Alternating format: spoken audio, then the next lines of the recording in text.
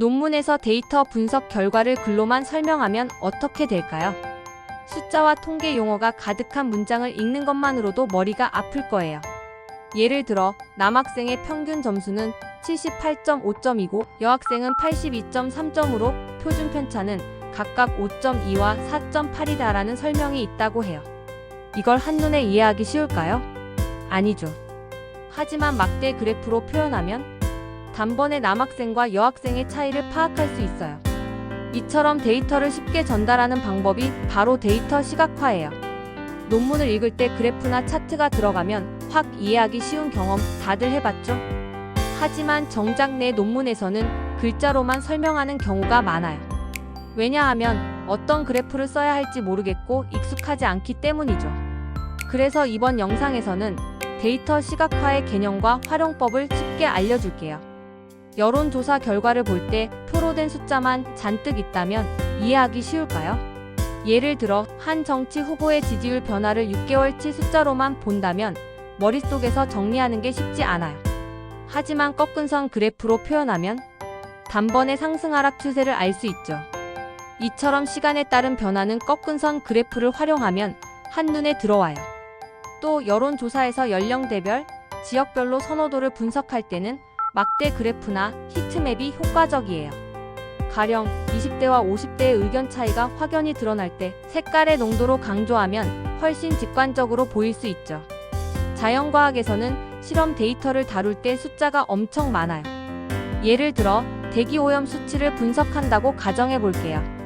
각 도시의 미세먼지 농도를 표로 정리하면 복잡하기만 해요. 하지만 지도 위에 색깔을 입히는 공간 시각화를 하면 오염이 심한 지역과 낮은 지역을 바로 비교할 수 있죠.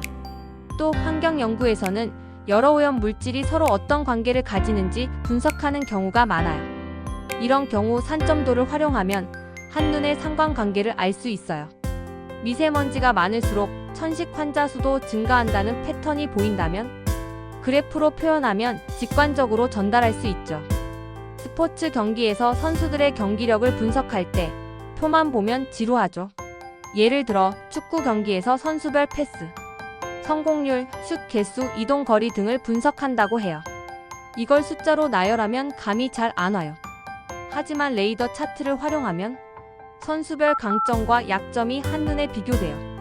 또 음악 분석에서도 데이터 시각화가 유용해요. 예를 들어 여러 곡의 템포와 음역대를 비교할 때 스펙트럼 차트를 사용하면 장르별 특징이 보이죠. 시각화는 단순히 숫자를 보기 좋게 만드는 게 아니라 숨어있는 패턴을 발견하는 강력한 도구예요. 이제 데이터 시각화가 왜 중요한지 알았으니까 실제로 어떻게 하면 되는지 알려줄게요. 1. 엑셀을 활용한 기본 차트 만들기. 논문 작성할 때 가장 쉽게 접근할 수 있는 도구는 엑셀이에요. 엑셀에서 데이터를 입력하고 막대 그래프, 꺾은 선 그래프, 원 그래프 등을 만들 수 있어요. 가장 기본적인 방법부터 차근차근 익혀볼게요. 이 논문에서 효과적인 그래프 선택법. 어떤 데이터를 어떻게 표현할지 고민될 때가 많죠? 시간 변화 데이터는 꺾은 선 그래프로, 비율 비교는 원 그래프로, 변수 간 관계는 산점도로, 복잡한 비교 분석은 박스 플롯으로. 이처럼 목적에 맞는 차트를 선택하는 게 중요해요. 그래야 논문의 가독성이 높아지고 연구 결과를 효과적으로 전달할 수 있어요. 이제 데이터 시각화가 논문에서 얼마나 중요한지 감이 오죠.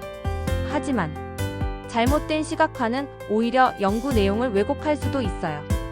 예를 들어 축의 단위를 조작하거나 색상으로 과장하면 데이터 해석이 달라질 수 있어요. 그래서 신뢰성을 유지하면서 직관적으로 표현하는 법을 익히는 게 중요해요. 이 영상에서 설명한 방법만 잘 따라해도 여러분의 논문이 훨씬 더 이해하기 쉬워질 거예요. 논문을 읽는 사람은 연구자가 아니라면 통계를 깊이 이해하기 어려운 경우가 많아요. 그럴 때 데이터 시각화를 잘 활용하면 연구 내용을 쉽게 전달할 수 있어요. 오늘 배운 내용대로 데이터를 잘 정리하고 적절한 그래프를 활용하면 논문의 가독성이 확 올라가요.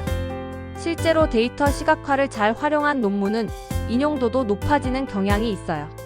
앞으로 논문을 쓸 때 글로만 설명하기보다는 한 번쯤 시각적으로 표현할 수 있는 방법이 없을까 고민해보면 좋겠어요. 다음 영상에서는 T-테스트를 다룰 예정이에요. 평균을 비교할 때 가장 많이 사용하는 검정 방법이죠.